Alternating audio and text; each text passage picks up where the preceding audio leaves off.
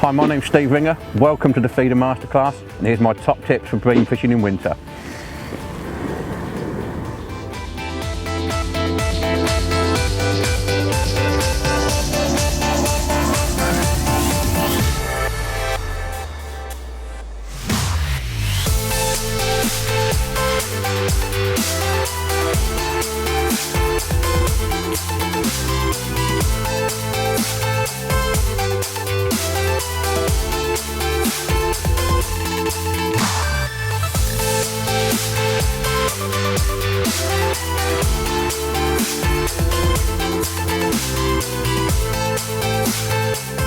When it's cold, when you're talking about ground bait mixes, there's always the sort of conundrum, fish meal or sweet. Well, to be honest, I like to use a bit of both, so probably the best bream mix there is, the Ringer's original carp mix. I use 2 parts that, and then 1 part Vandenide G5. G5 is a great skimmer mix in its own right, but obviously it's very sweet, so by combining the two, I'm getting the best of both worlds. And it actually provides a really nice, fluffy, creamy mix, which to me, it can't be offensive, and you are, as I said, getting the best of both worlds. When I'm bream and skimmer fishing in the winter, I'm a big believer in sort of chopping and changing feeder sizes. I'm not a fan, you see, of like casting it out and just sitting on your hands waiting and waiting. I know that can be sort of right on certain days, but I'm a big believer in sort of keeping busy and making it happen.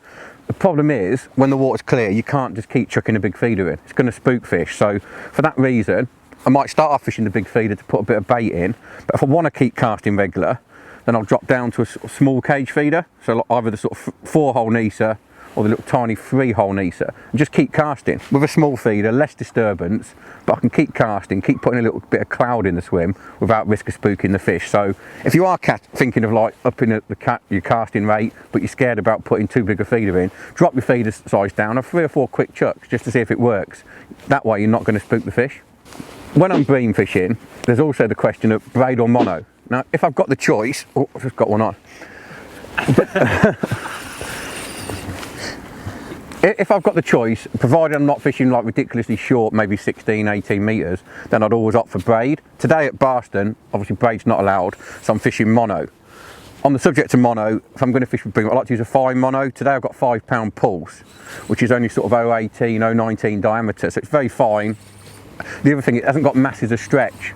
So although it's not braid, bite detection's still pretty good. I mean, that one nearly pulled the rod in while I wasn't watching.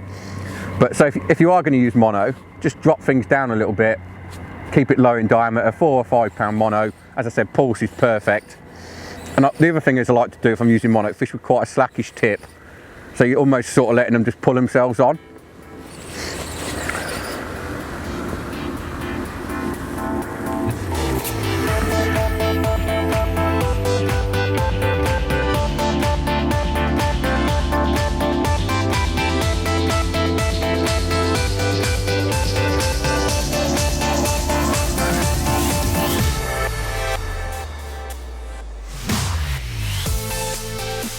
Sometimes when I'm bream and skimmer fishing in the winter, I might want to get quite a big quantity of bait down.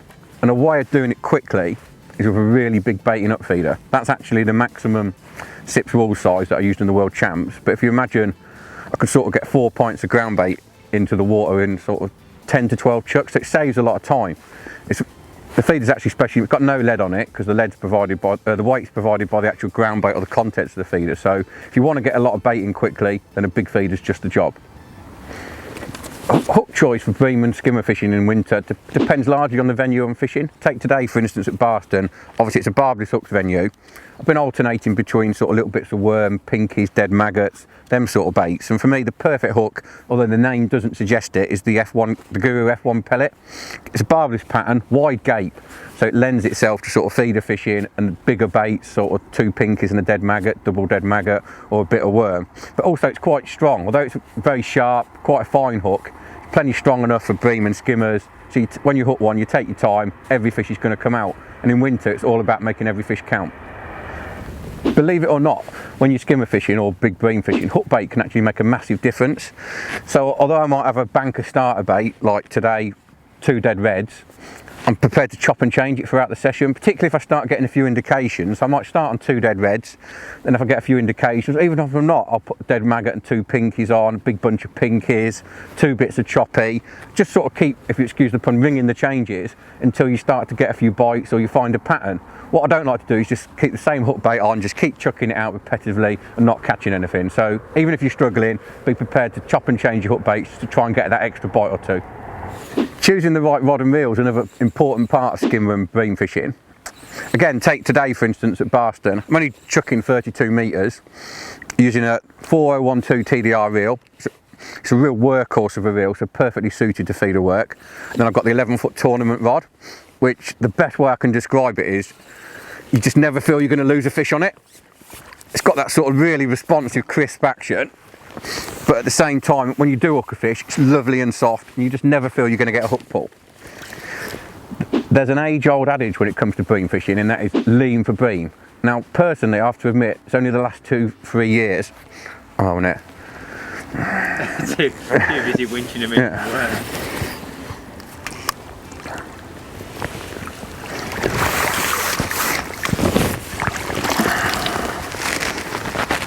Even the small ones are good size.